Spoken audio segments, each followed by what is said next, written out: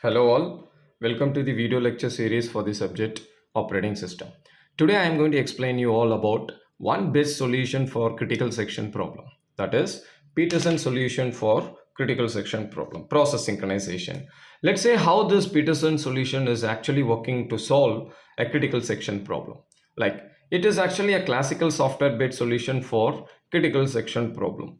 Say for example, I have taken here two different process. Actually, it is very effective for two different process. Let's say for example, process I and process J.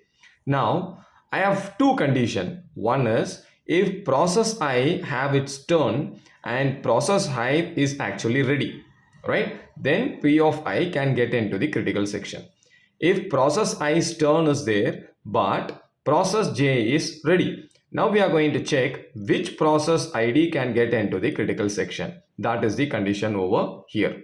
Let's say for example, this Peterson solution may not work on modern computer architecture, but still it is an effective process of synchronization solution, right? So get into the topic directly. Now we have an int value called turn, right?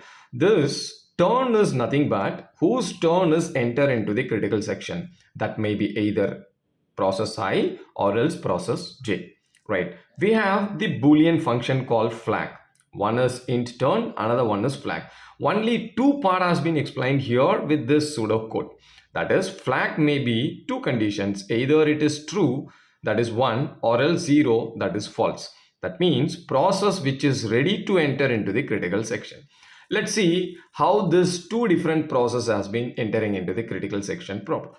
Now see here, process I and process J. I have taken this process I when it is true and here process J when it is true. That is true in the sense the process is ready for getting into the critical section.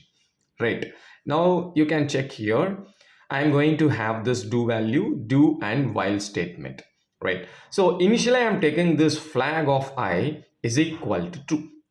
That means I have taken this P1. I am checking the setting the condition as flag of I. Flag of I is equal to true in the sense flag is 1 and which is ready to enter into the critical section. But in condition, say for example, turn has been given to J. That means process of I is already ready, but actually the turn is J.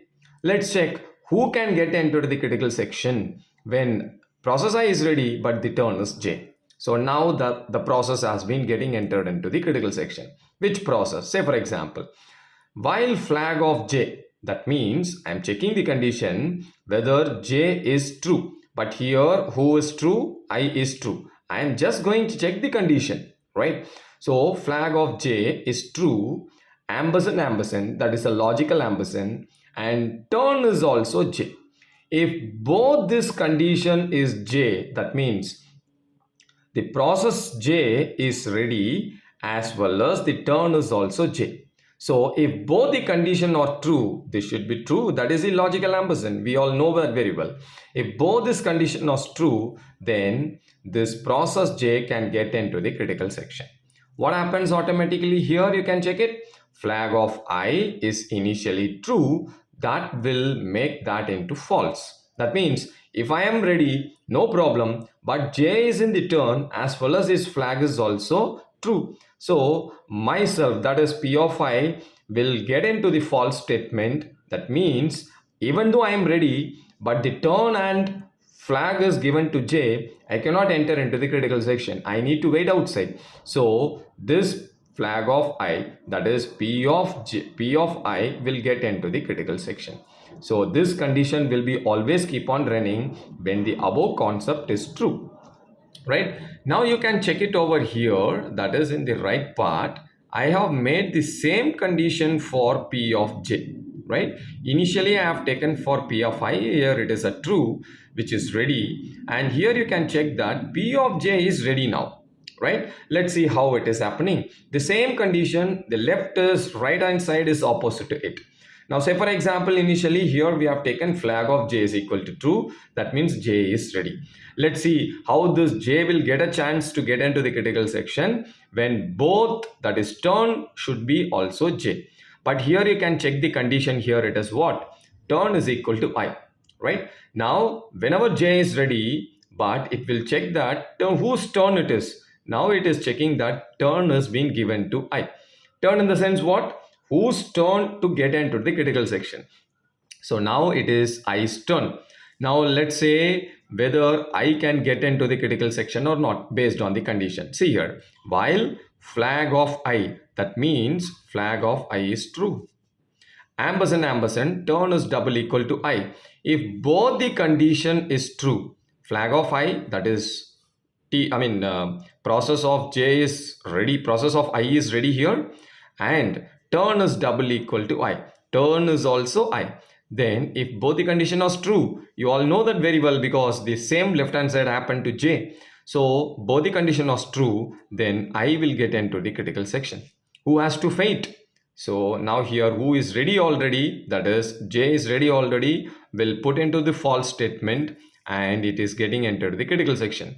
So now this whole process will be keep on running when this particular procedure is always true, right? So the here procedure is always taken into the critical section problem when the Peterson solution is getting entered for two different aspects of process which is ready for execution. But here the critical section problem must satisfy three conditions. You all know that very well. Let me put that under the last part of this. This is for a general procedure execution for your knowledge. Number one is mutual exclusion, right? Number two, this is always a critical section problem must satisfy. Number two is progress, right? And number three is bounded weight. So you can check all 1, 2 and 3 is exactly happening in this Peterson solution, right? Thank you so much.